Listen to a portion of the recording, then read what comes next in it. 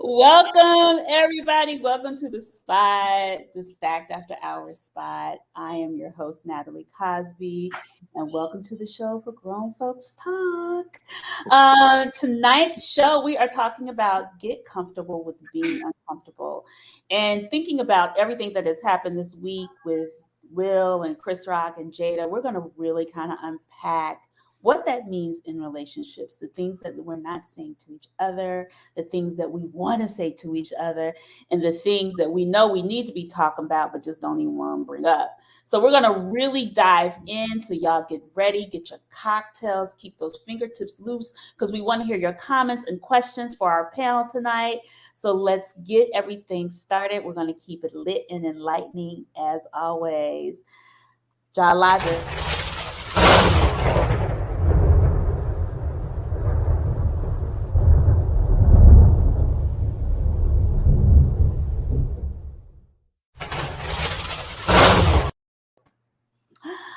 Look at this beautiful panel. Let's welcome our panel new to the show. He's a world traveler, educator, writer, and founder of the Golden Group, Mr. Jason Golden. Say hello, Jason. Hey. Hello, everyone. So happy to be here. Looking forward to diving into this conversation, especially with such a great group of folks. Thank you for having me. Thank you, Jason. Next, she's also new to the show. We got a bunch of newbies tonight. She's new to the show. She's an HR director and can relate to tonight's topic because she says she does it in her daily life. Mrs. Bernadette Brooks. We call her Bernie. Hi, Bernie. You're on mute, love. Say hello. Hello. Leave it for me to leave it on mute. That's okay. Hi, everyone. Nice to be here. Nice to be asked to be on the panel. I can't wait for this discussion. Sounds to be interesting. She has great commentary. Next, she is the CEO of some charter schools, if I'm corrected, in DMV. Her commentary last week in the after party was on point, so we had to invite her, Dr. Tracy White. So hello, Miss Tracy. Good evening, everyone. I'm so happy to be here to help keep it lit. Enlightening. Lit and enlightening. And finally, Lord, we've been trying to get this Negro back. He is a real estate mogul, a lover of travel and life, and always a deliverer of truth. We call him Turn Up Charlie, Mr. Charlie Lewis. Say hello, Charlie. Welcome back, babe. What's happening, everybody? I'm glad to be back. And you know what? What a week to come back. What? Exactly. And finally, she's my co-pilot, my ace, my boom coon. We call her Sunshine because we throw up in the hair. She always shines bright. Say hi, Sunshine. Woo! Okay. So, first of all, there's so much going on, but especially this week. And when me and Anthony were talking about this whole conversation about getting comfortable with being uncomfortable in your relationships. And then Will and Chris Rock and Jada happened. And so we were like, okay, that was so uncomfortable. I think it was uncomfortable for all people, all Black folks across the country. But I really want to talk about right, just everybody, but especially us. We just like, Lord, we just wanted to sink down in our seats. So I think Kareem Abdul-Jabbar had a little excerpt. He released his statement. I thought it was really powerful. I'm going to have Anthea read that before we go into our conversation. So go ahead, Anthea. Yeah, and I'm just going to read a little excerpt from his long commentary. And I'm starting from the point where he says, some have romanticized Smith's action as that of a loving husband defending his wife. Comedian Tiffany Haddish, who starred in the movie Girls Trip with Pinkett Smith, praised Smith's action. For me, and I quote, "For me, it was the most beautiful thing I've ever seen because it made me believe that there are still men out there that love and care about their women and their wives." Actually, it was the opposite. Smith's slap was also a slap to women. If Rock had physically attacked Pinkett Smith, Smith's intervention would have been welcome. Or if he remained in his seat and yelled his post-slap threat, That would have been unnecessary, but understandable. But by hitting rock, he announced that his wife is incapable of defending herself against words. From everything I've seen of Pinkett Smith over the years, she's a very capable, tough, smart woman who can single handedly take on a lame joke at an Academy Award show. Mm.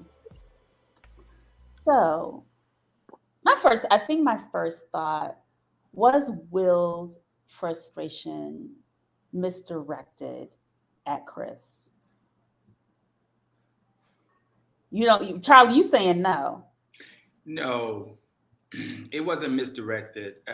Excuse me. I'm sorry. It was misdirected at Chris. Yeah. Because it was not, in my opinion, that slap was not for Chris. That slap was the slap that he wanted to slap society for, whether that be Jada, whether that be August, whether that be everybody on social media that has a comment about him and who he is. I unfortunately didn't have a chance to read his book, but from, hearsay and people telling you about the book, he talks about it in his first chapter of him being a coward and how his brother, who was younger than him, stepped up when his father laid hands on his mother, and he was paralyzed basically and didn't do anything. And he was in a lot of situations throughout life where he felt like he was powerless and did not do anything. So basically he was a work in progress. And I think, it really disappointed me because I'm a man that, I'm of age. I'm 55. I don't have role models. I never did. My father was my only role model. And God rest his soul, he's no longer here. But I did feel like Will was my contemporary, and I liked the way he moved in the world. And that's what I mean by that. I like the way he moved in the world. I like where he came from, what he established, how he grew his business, how he grew his life, how he raised his kids, etc. And so to see him just melt down in a split second when it was supposed to be his night, it was just really disappointing to see, because I think everybody else probably on this panel was caught off guard, because I thought, is that a skit at first, right? And then even when he got up, hit him, and when he walked back with that George Jefferson walk, like that, I was like, it's still a skit, because I didn't even see the slap. I thought it was a Hollywood slap. It seemed like Chris went with him on it. And then to sit down and then for him to say what he said, the first time, it still could have been a skit. But then the second time, that's when you knew he was serious. And that's when it was like, whoa. Definitely misdirected. I think definitely misdirected energy. So that was my take. Yeah. Having read the book, you are absolutely right, Charlie. It wasn't just in the first chapter. It's a reoccurring theme about his toughness being challenged and his struggle his entire life to rise to those types of occasions. He even talks about situations where he felt like he had to do that in Jada's eyes. And so it was a culmination of all of that. Also, to your point, Charlie, it looked and felt fake to me. When I saw it, I thought it was theatrics. I did not believe that it was real. Only in the aftermath and over time did I realize, okay, this is an actual situation. Disappointing to me because I sat there and watched a man, a smart, talented, thoughtful, caring man betray himself. That is not him. He was actually laughing at the joke. Right. He was trying to be a good sport until he looked at his wife and realized that she was at level 10. And then he felt compelled to react. He felt an understandable feeling of wanting to protect his wife, and then made the very bad decision of how he went about that. So very disappointing. And to everyone's point, set such a bad example. Can I jump in there really quickly and just say one thing to the end of what Jason shared? So I actually don't think that he cared about protecting his wife at all. He wanted to protect his manhood, right? Yeah. Because she snipped it. And actually, she didn't snip it. He gave it to her, right? He gave it to her. And so that whole display, because his true, genuine reaction, you saw it. And then the next piece after that, like you saw it, he laughed. He thought it was funny. It was funny, right? It wasn't with malice or malicious intent. It was just, it wasn't a dig. It was what happens at the Oscars. It's what happens if you go to any comedy show, don't sit in the front row because they're coming for you, right? So that's not abnormal. What he wanted to protect was his manhood. Because when the stuff happened with August and they were at that round table talk, and she was like, look, we're life partners. We're not even really married anymore. Like, that's not how he feels in his heart. That's not even what he wants.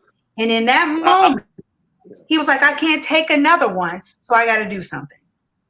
So I would just jump in and say, I think both can be true at the same time. Those two things can coexist at the same time. Yes, he was trying to protect his version of manhood. He was also clearly reacting to the stare of death that she was giving him. Yeah. Totally.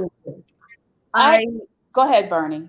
I actually agree with Dr. T, because to some extent, I agree with all of you, but here's my take on it. Will has been struggling for a long time. I did not read his book, but I'm not surprised that you had those items highlighted in the book. I think he is struggling with some things regarding his manhood. I think he is socially awkward. It doesn't come across that way, but he is socially awkward. And I feel as though over the span of his lifetime, people may not have realized that he is socially awkward. And I think it's time now that he pays the piper in terms of dealing with it. There are a couple of things that has happened. Do I believe that he's ascribed to an open marriage? I don't think so. I think that has been impressed upon him because of the life that his wife wants to live. And he loves her, he cares for her, and he has a deeply rooted idea of how marriage is supposed to be. If you really think about his first marriage, he wanted that marriage to last. And so because of that, everything is just falling apart around him. He doesn't probably know how to communicate that because it makes him look weak. It makes him look effeminate. And people have treated him as if he's effeminate. Think about his movies, even 6 Degrees of Separation. What was said after that? Literally, they had him pinged as a person who is gay.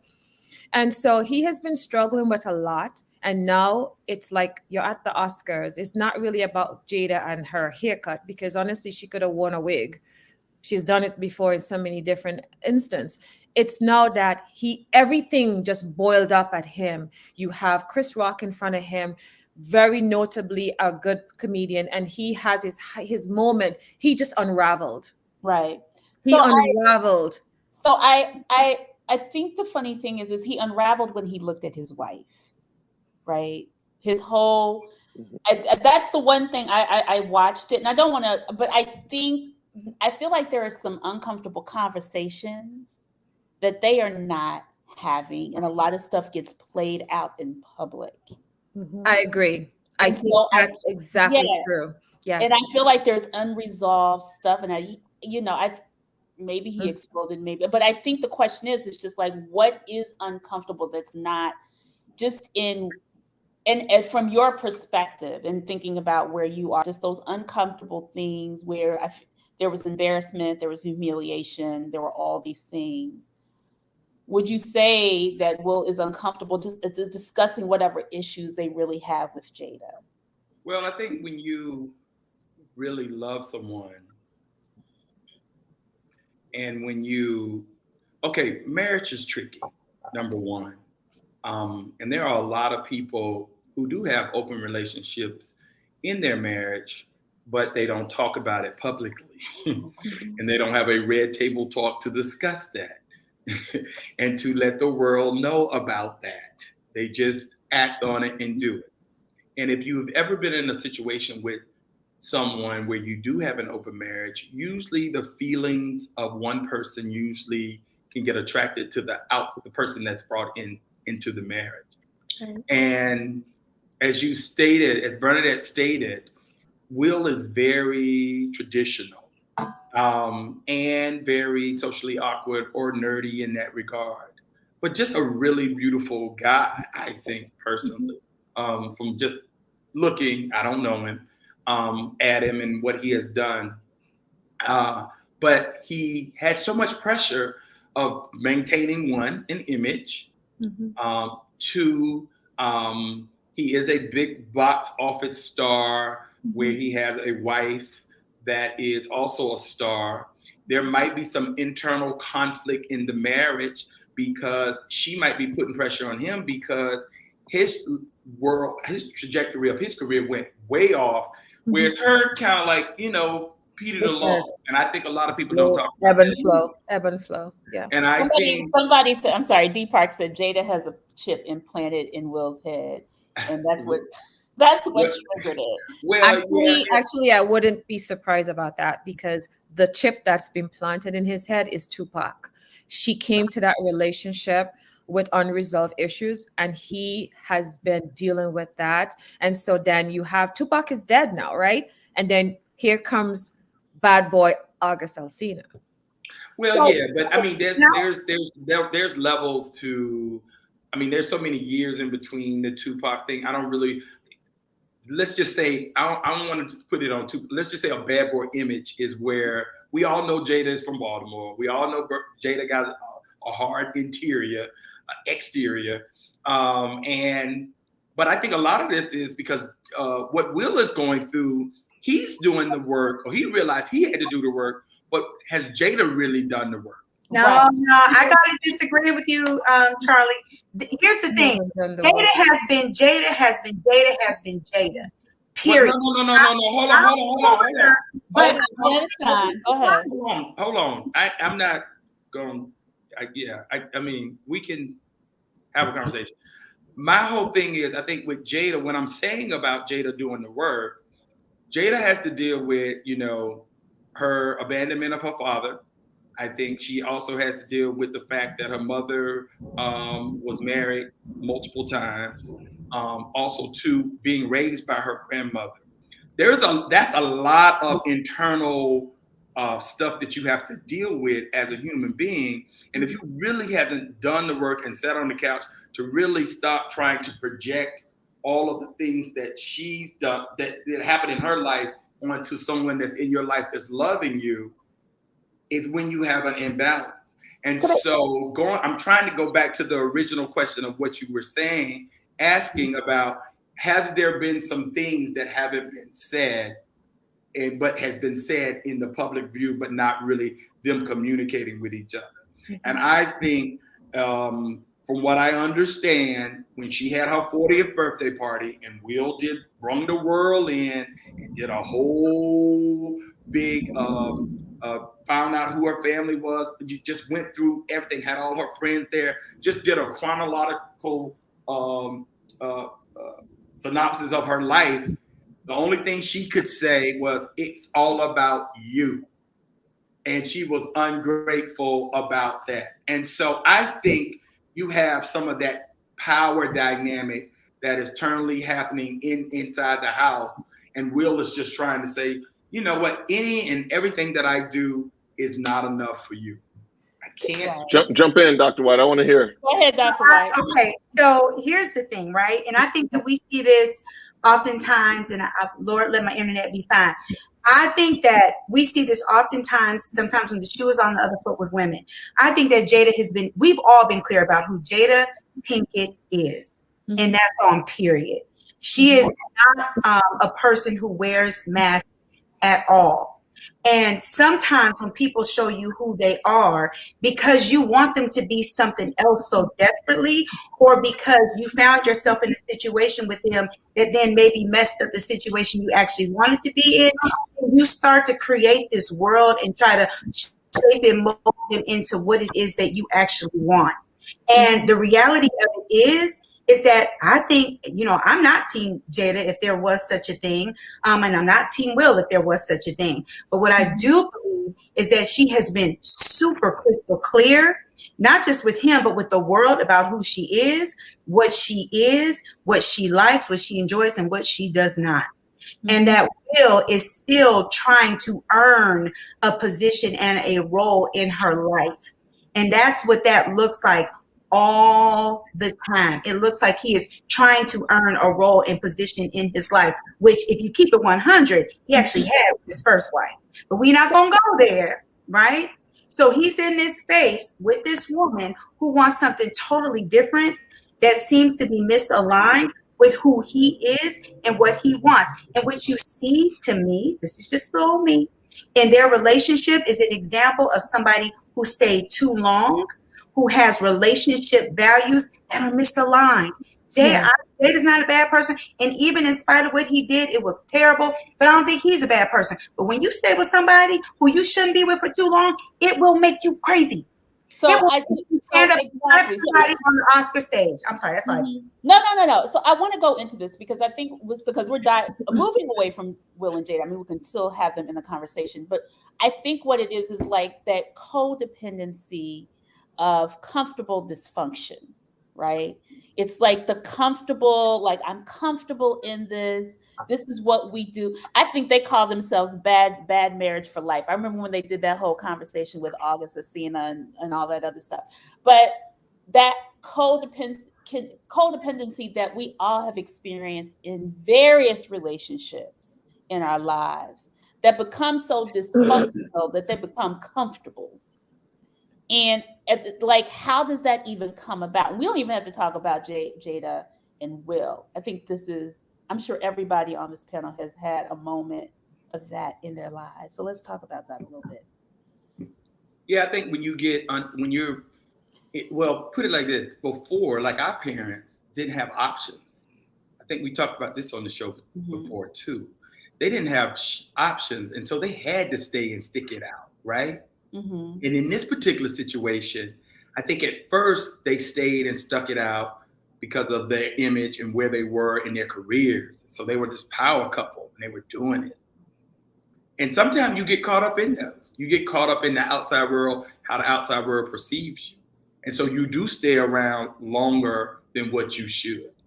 And then you realize, oh my God, I'm in this thing. Now, how do I get out of this thing? And Charlie, how have you gotten out of those? How have those comfortable, dysfunctional relationships formed for you? Well, I can say my last relationship. It was one where I was in the relationship, and the comfort of the relationship was because I had lost 4 people in 18 months. Wow. And so the person that I was with was a very consoling individual. Okay. And being that they were a consoling individual, it made everything seem right. Like everything was perfect. Everything was just going good. Because I didn't really have a chance to think. I was grieving and I didn't have a chance to process, like, the questions that I was asking along the way during the relationship, I was not getting answers to. But with all this death happening, it wasn't a priority.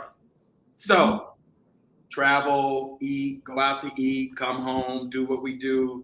Next thing you know, another death. Oh my God, blows up, all of that. But then when all of that stopped, and when I had a chance to process, and when I looked at the individual, and then I went back and was just like, hey, what is going on? I knew I was not being fed and I was not having a true partner in the relationship. And one thing about me, my motto is love the way you live. I have to do that. And if I'm going to ask you questions and I'm not getting the answers, or if I'm getting a brick wall thrown up, I'm just going to have to walk out. And so for me, it is easy for me to walk away from a bad situation. I'd rather be single and free than to be in something where I am always worried about the next person and trying to figure out their mind when they're not articulating, communicating with me. Because I find I say to myself that I am a communicator. And a lot of people, what I realize, aren't. Yeah. Jason, what about you?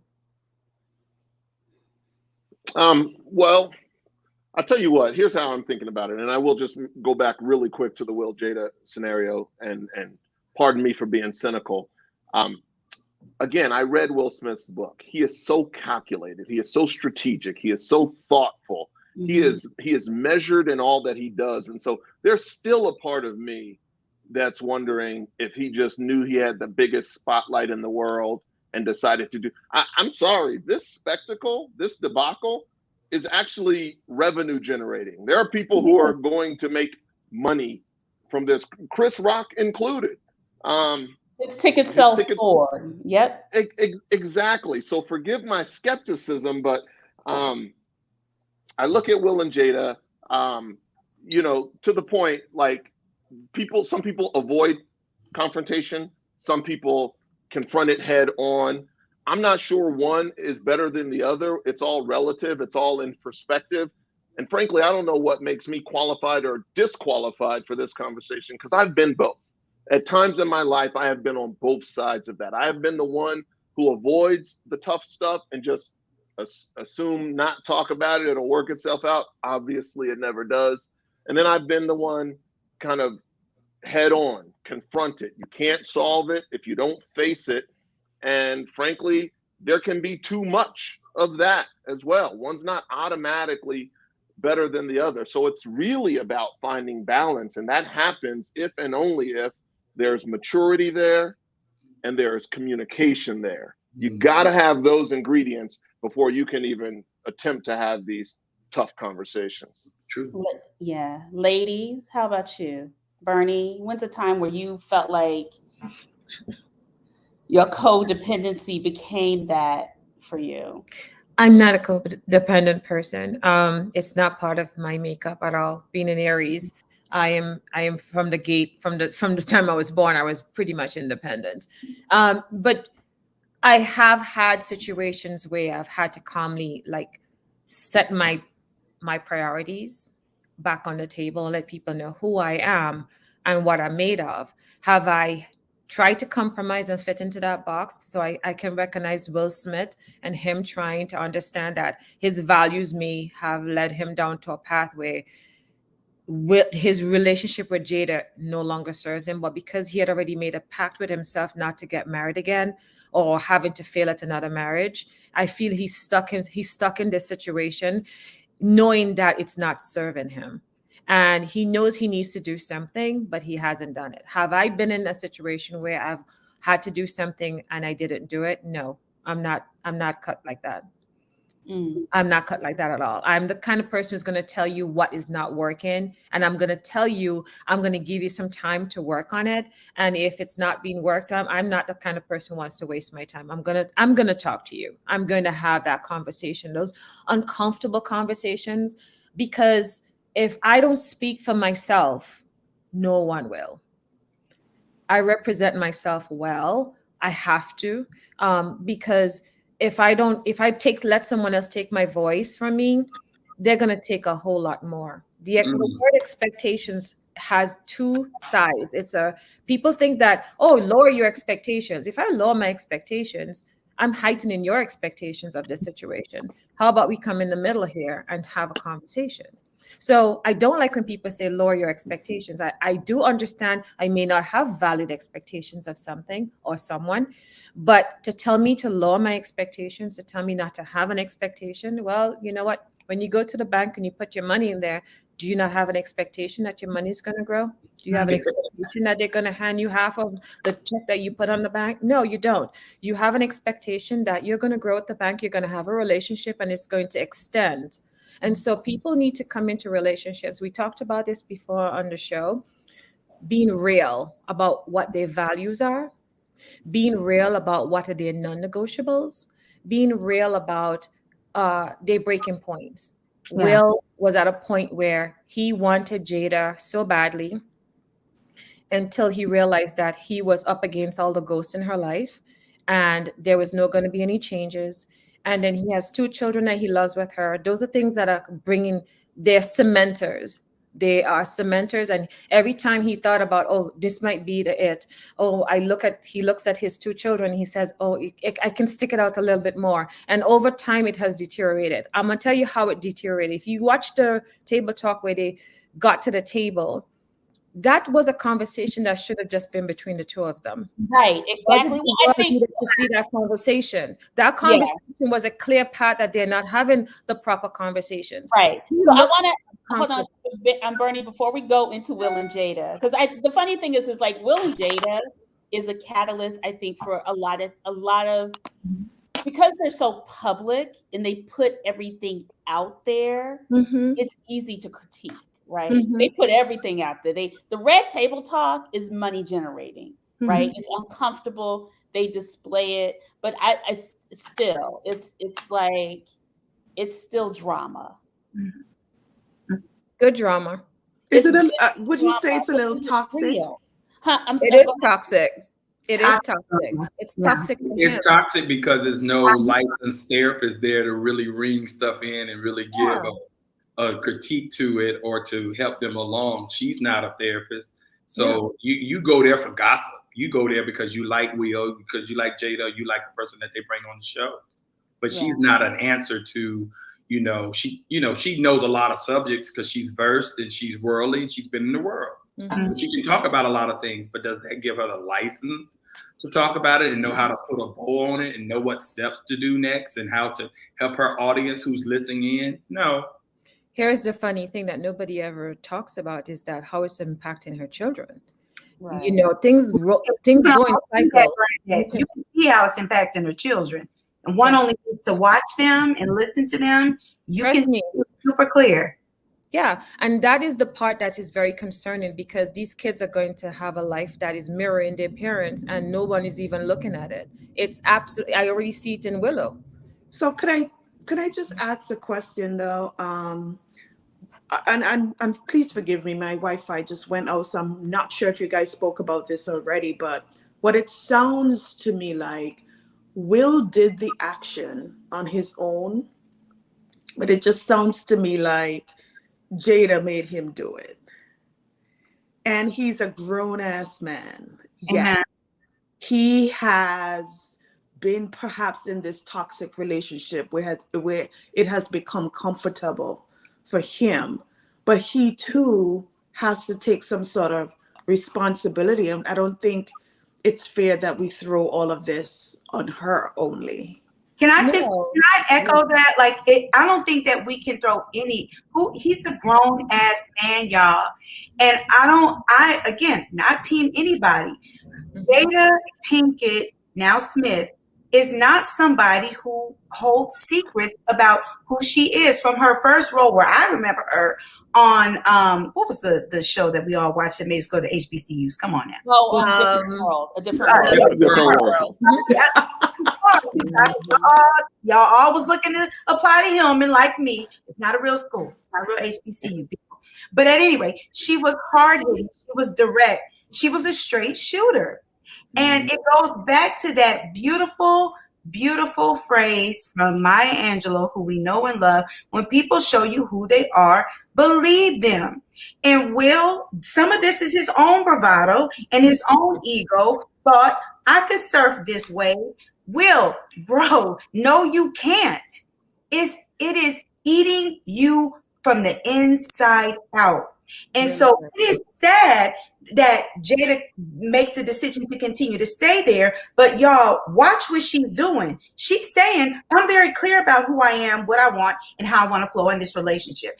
And Will is sitting on the other side of that red table looking like a gump, talking about, we're not even married anymore. We're eternal life partners. That's not even really the thing. That's not even a thing. And so just really quickly to connect to something that Natalie said, this notion of codependency and staying in toxic codependent relationships. How do you get there? I'm coming out of a 20-year-long marriage, right?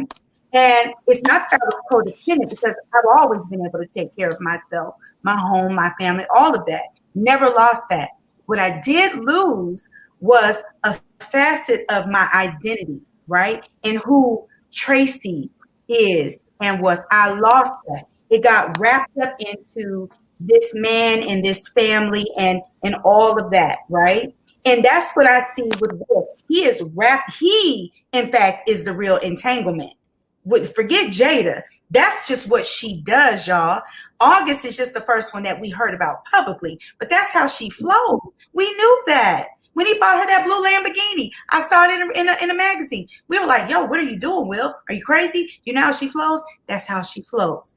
Will is in the real entanglement. The entanglement is that he has lost himself. Right. And I don't know if it's codependency as much as, like I said, in my own situation, it is, I got disconnected with myself. I wasn't dependent upon that man to define me, but I had lost my own identity and had to have the courage. And that's what Will has to do, had to have the courage to say, this relationship and the rules and the expectations and the values do not align to my own. And so it doesn't matter that I use 20 of my years on it. What I'm not going to do is use another 20 minutes on it. And he has to have that bravery and that walk. Make no bones about it. Jada gets something out of Will being the way he is. I feel so she does benefit from him being that person because she gets to have her cake and eat it too. She knows his values. She knows that he doesn't want to have another failed marriage, which is why she can say bad marriage for life, because she knows that he doesn't want to move on because he is a prisoner to the values that he has set in place for himself.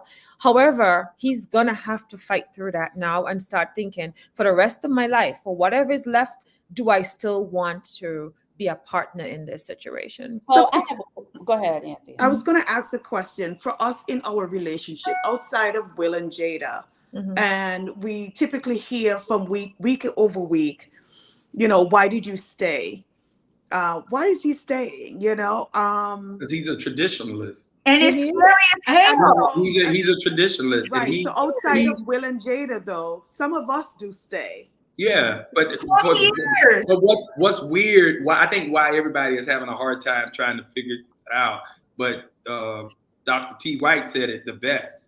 At the end of the day, Jada know what kind of man she has, and she's used. It's just like what a lot of men do with the women that they know they have.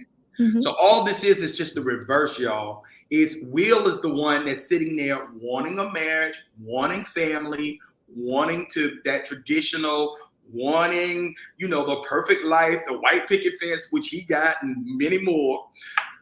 So but the problem is not the man that's out here wanting to cheat and do all of this, is the woman. But so it's Charlie, I have a question before we go into it. And I think the question is, and outside of Will and Jada, because I think we all have this. Yeah. Like, how do you really address when you are on that side? If you have been a Will in your relationship, how do you address the elephants in the room when you want the relationship to work?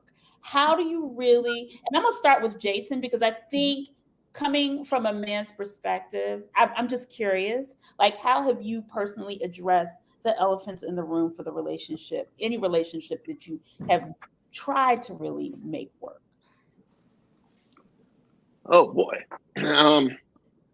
So I want to make some other points that have come up, but I'll try to stick to the script. Then we'll come back to you. We'll save certain things for the after party, Jason. I do want to move this conversation along. Sure. Because I think Will and Jada are actually good. Go ahead. They're a hot one. They're a hot topic. They are hard. But I tell you what. Go ahead. The way that I face the elephants in the room, generally, is even if I do have some hesitancy, even if I am feeling that natural instinct of avoidance and conflict avoidance, the competitor in me won't let me just let some. So I do ultimately confront issues, because I, like, in a introspective, competitive way, like, Jason, are you too weak to do this? No, you're not. Go face this. And so it's kind of a mental exercise for me, in just willing my way through the tough stuff, because intellectually I know that it's not going to resolve itself. Problems don't go away without you actually doing work, without you actually confronting it. So sometimes it takes longer than at other times, but you just have to will your way through it. The key, though, is that I do feel well equipped with a thoughtfulness, with an ability to communicate, that I feel like I can go in with optimism, knowing that it'll make a positive impact, that it'll make a positive difference. I don't go in there weak and ignorant and just talking to hear my own voice. None of that. But in a relationship, we're humans. Okay, I'm sorry. Let me pivot because I want to make this point. This is important. I want to take it up a level, kind of the societal level, the collective consciousness. We have such a sensitivity because of the individualism that has grown in society. We get tailored products, we get customized service, and that has affected our mindset to where we think that the world caters to us. Mm-hmm. So much so that anything that we disagree with, anything that offends us, we take it as an existential threat to our existence. We over-animate the problems in life, which we just saw play out on national television. I think people want to do to relationships what Apple did to music, which is unbundle it, right? You just take the parts that you want and leave the rest. But you can't unbundle a person. A person is still a whole person, and every person is complex. You can't use one tool to fix every problem. And I think as a society, we've gotten a little too sensitive to these things. We've gotten a little too lackluster in our ability to, because it's like working out. If you don't work out your muscles, they atrophy. And if you don't work on problem solving, if you don't work on proactive communication and interaction to ensure that you're having productive relationship with your partner, then you can forget about it. So you have to be mindful on that level. Yeah, thank you, Jason. Anyone elephants in the room? Because that's what that was to me. In my opinion really doesn't. But the elephants in the room, how have you guys addressed them in the past? Well, I'm like Bernadette. I'm not a codependent, so I'm a communicator. So I'm going to have that difficult conversation. And it's because of how I was brought up, and how I saw my mother and my father interact with each other.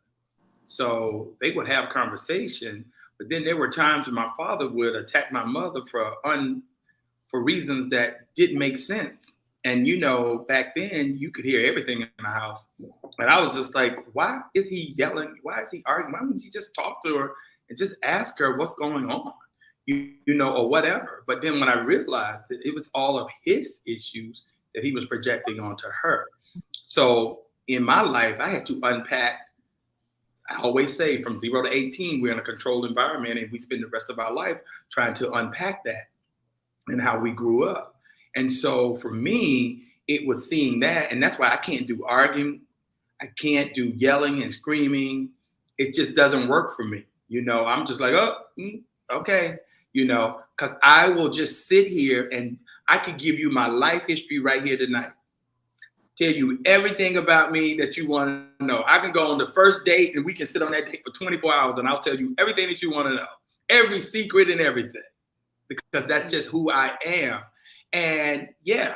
And so people always said, somebody was talking about lower your expectations. Bernadette said, people always say, well, I think you might need to lower your expectations because, no, I'm not lowering my expectations. Why would I lower my expectations just because I have worked on myself to become this person? I want that partner that can do the same with me and that can grow. Because why in the hell, at the end of the day, are you with someone? Like, why are you in the relationship if you ain't getting nothing from it? So are you clear?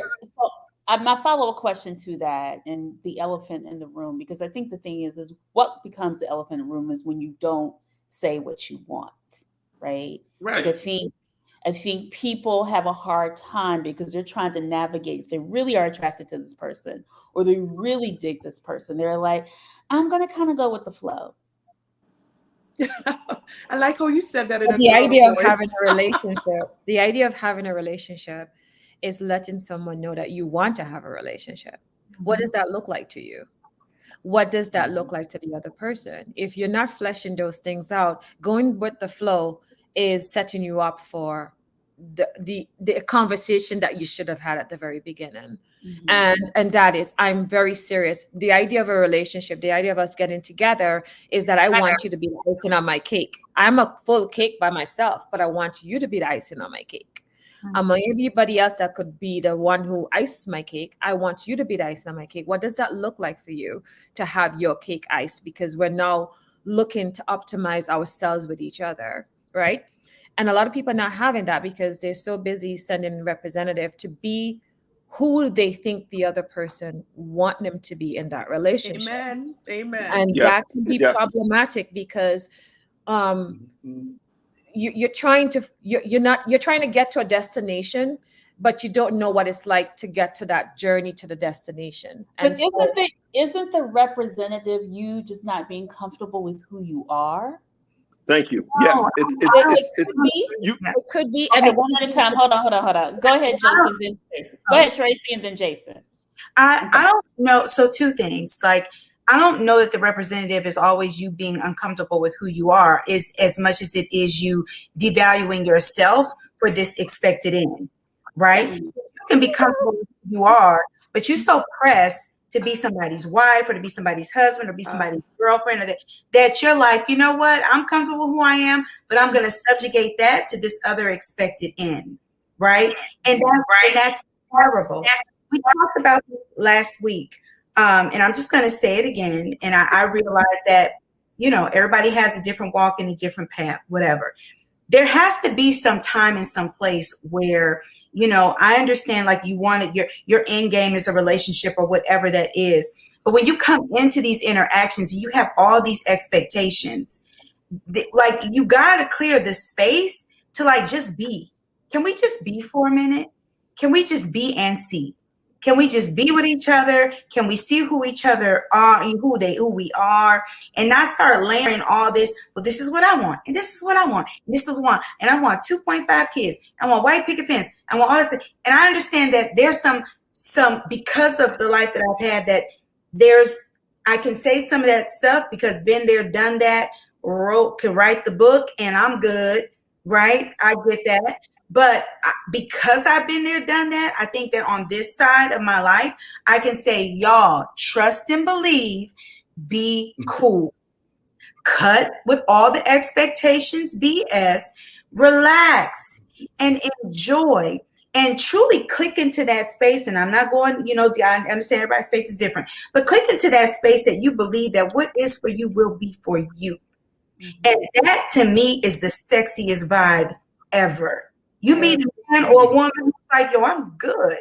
You're like, right. Ooh, call me back. The dating game out here ain't no joke. I want Jason to go ahead because I know you wanted to speak on that before. Yeah, just real quick. I think that the problem is people go in with good intent. They are trying to aspire to their best self. They're trying. We call it the representative, but really they're genuinely trying to aspire to their best self because they want that too. They want to attract the best. They want to have the best. They want to experience the best. The problem is we sometimes end up lying to ourselves in the process of that. It's not sustainable because people too often tend to think love has one ingredient, and that ingredient tends to be emotional. In my view, it has 4 ingredients, and the emotional might be the last one, but it also has to be natural. Here's my definition of love. It has to be natural. That means not forced or coerced. It's a natural connection. It has to be mutual. That means one can't be high love and one is low love. It has to be mutual. And it has to be sensible in practical terms. The crack dealer doesn't make a good husband to the pastor, or whatever the case may be. It has to I agree. I agree with him. I actually do agree with him. Listen, wait. hold on real quick. So yes. So it has to be natural, mutual, sensible, and then we can deal with emotional. And unless you're willing to come to the table and acknowledge all of those ingredients, I think it's a setup for failure. I love that. I love that too. Yeah, that's right on point. And I do agree with him. And what I love I think also too, what's not being said here is that, you know, once you start doing the work on yourself, and like Will probably started doing the work on himself, especially when he wrote the book, it was therapeutic in his own way too. And then he really starts to look at her and stuff. He really knows. I don't, be honest, the way I think he's going to leave her at the end of the day. I think the kids are grown now. I think he's ready. He's fed up. He's done. I think this is the straw that broke the camel's back. And if it don't happen in the next, I don't think it's going to be immediately, because people like that tend to kind of wait things out.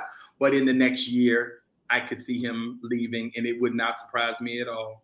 Well, actually, I don't think he's going to leave her. I think that Jada is now realizing that he is the best thing that has happened to her, and it's time for her to wake up and start being the person that she should be to him. Because who is she going to go better than him? Who? Tell me. Because like Dale Curry said, you don't want to be out here in these streets. These streets? I was about to say, Dr. T, girl, I'm sorry. You just left a marriage for 20 years. Girl, it ain't easy out in these streets. I'm back with my college sweetheart. We good. It'll be a year in July. For almost a year. Girl, it ain't easy out in these streets. It ain't easy in the streets. Yeah. My take on these kind of relationships, I do agree with Jason that if you know that a drug dealer and a preacher, you couldn't have said that any better. You know, there are people who try to fit and make things work because they want to be an equal opportunity lover. Well, sorry, there's discrimination when it comes to love. And you have to embrace the fact that it's naturally going to be the thing that demarcates one person from being in your life and another person to be there. And sometimes you have to let go of all the frivolities that you may attract in your life to attract someone that you can actually build something with. So we have about 7 more minutes. I just want to talk about being. We always talk about what it is to be uncomfortable in having, but when you're in it and you're in the hot seat, right? Because basically, I feel like Jada has put Will in the hot seat many a times, especially after, at least after I'm not gonna say many, but at least what we have witnessed. And being in that, and we'll put her in the hot seat with the whole August Alsina thing, but it was still under her control. But I think the question is just like, when we are in our hot seat, are we really able to show up and answer the questions to move the relationship forward? Let's say they do stay together, or have you stayed with somebody you're like, you know what, we're going to be in the hot seat and we're going to kind of work this out. I think that if what got you, here's the first thing, it's so funny because life is so much about individual strength, right? And if what got you in the hot seat is something that you can digest and forgive to get into this place of restoration, then we can talk about, so then how do we get ourselves out of this space? But sometimes what got your relationship in this hot place, it's just too much, right? It's just too much. And so I think the way that you get out that hot seat is, first and foremost, two people have to make individual decisions. I had to decide that however we got here, I can forgive it. I can forget it. I cannot, I can move the elephant out the room. I cannot bring that negative tension and energy into the space, so that then we can look at each other and make a decision about how we're going to move forward together. But if, and I think this is the case with Will and Jada, I could say this is the case, was the case in my life, and is the case in many people's lives. Sometimes it's just too much. And as badly as you want to come out of that seat, what has happened served as a permanent tether or anchor to that place. And so you have to look at that other person and make a decision, regardless of how scary it is, how sad you're going to be, that we can't do it. We can't move forward. We have to move apart. Okay. Sometimes someone's position in life of how they escape a situation can also trigger us. Let's talk about Chris Rock. Chris Rock had a marriage and he got out of that marriage, and that could have easily have triggered Real that night too. He could have brought all of that to his melting point or his boiling point, because here am I looking at someone who was in a similar situation as I am, and he has been free. He's been able to stand there and be free. And here am I in this situation where I haven't resolved the issues that I'm looking at this woman who is right there that he just talked about. And he has just amplified that. He's been free. Now I'm in this situation. I haven't resolved it with her. And all of a sudden, my two worlds converge and I am out of control. Yep. And can we punctuate one more point in that Will Smith set an awful example of responding to words with violence. Chris Rock demonstrated how to respond to violence with poise and peace. Yes. Yeah. And I love what you said also too. When you free, nothing around, people can't take that. When you're trapped in a situation and everybody's looking at you and you got this freedom and you smiling in the world, because Chris has said, I was a jerk. My marriage was, I did this. He went to a whole show about it and let everybody know, and now they're good, outside of their marriage. But that's also the difference. Chris Rock, he was mature enough to shed his pretense, put himself on blast so that the world doesn't have that ammunition to use against him. Will ain't there yet. Right. He still has pretense. He still has facade. He hasn't put himself on blast to disarm society in the way that Chris Rock has. And I think that's also an interesting contrast. I mean, the question is, would he have, if Dave Chappelle was up there and he made that joke, you think Will would have gone up there to hit him? No. That would be a no. I'm going to go on the record and say no. One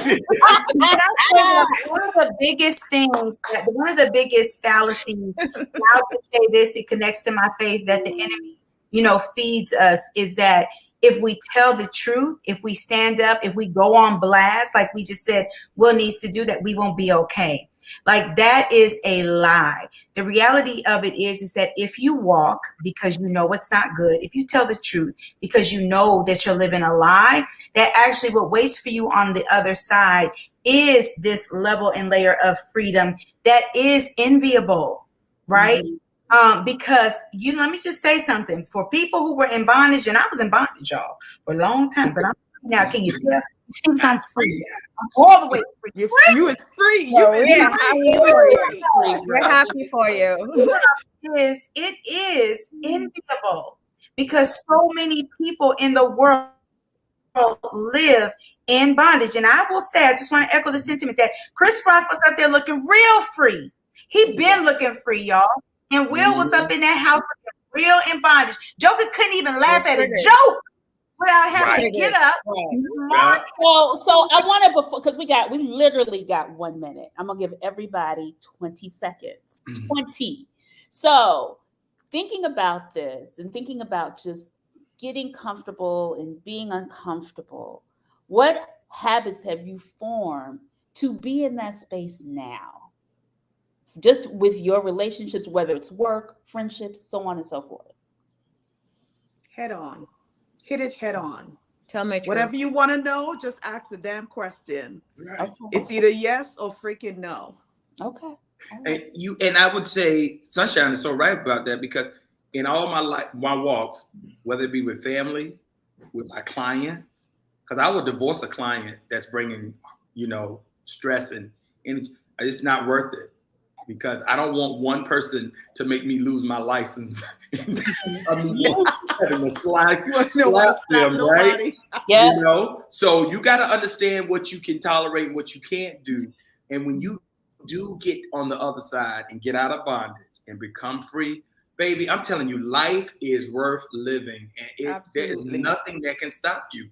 And the joy and the things that people see, I mean, I just want everybody to get on the other side, because when you get on this side, it's a beautiful. So, and Charlie, we're gonna discuss it in the other side of the after party. But yes, go ahead, Bernie, Tracy, and then Jason. I'm gonna have you close us out. So for me, I think it's just representing myself and understand that I have limitations and being aware of those limitations and being honest about them. I think that has always served me well. But definitely just being able to know what I'm about and putting that as part of my brand, explain my brand, express my brand, that has kept me honest with myself. Thank you, Bernadette. And Dr. T? So for me, it is protecting my peace at all costs. Mm. I am grateful to God that he brought my college sweetheart and my love back into my life. But my goal prior to him returning was that I was going to live a life where I could die T solo. You understand what I mean? Like, my life is full enough where I don't have to have anybody but me and that little statue behind me that's on my little shelf. We're good by ourselves.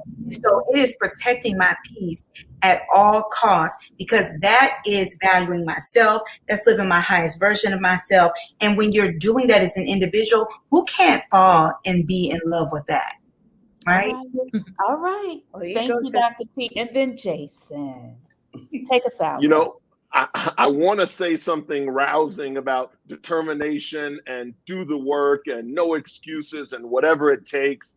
And all of that is fine and good. But you know what it really boils down to is the old ancient adage, know thyself. You cannot be successful unless you know who you are. So I'll leave it there. Amen. Amen. Well, y'all better, all right, panel. I learned some stuff tonight. So coming to the after party.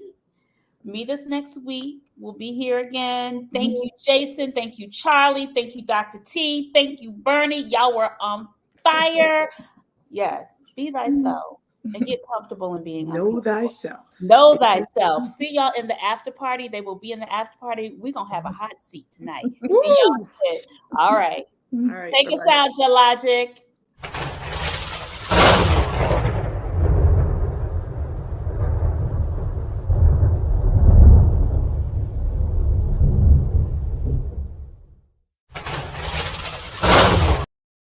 Worth it. Know they like to judge. Tell me what's the verdict. Took a step back. That was on purpose. Cause the way they act, shit is like a circus. For real.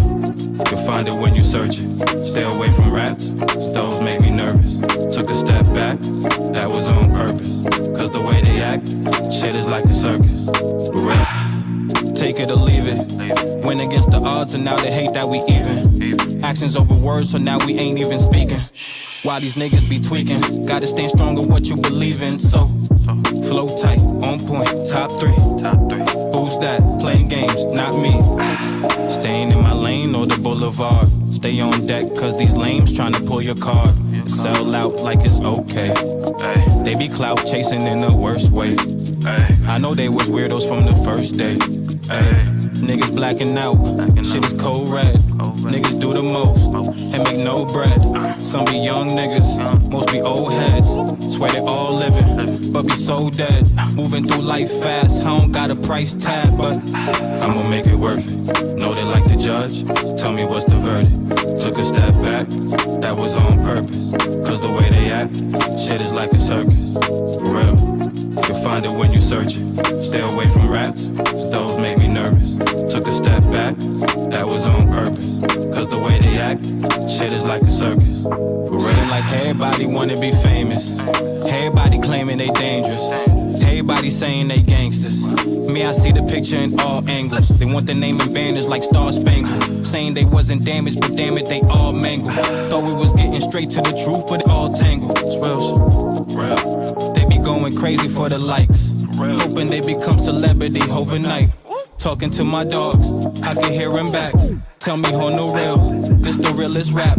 Make a scene and leave, disappear and act. They know I'm a ghost, they be fearing that.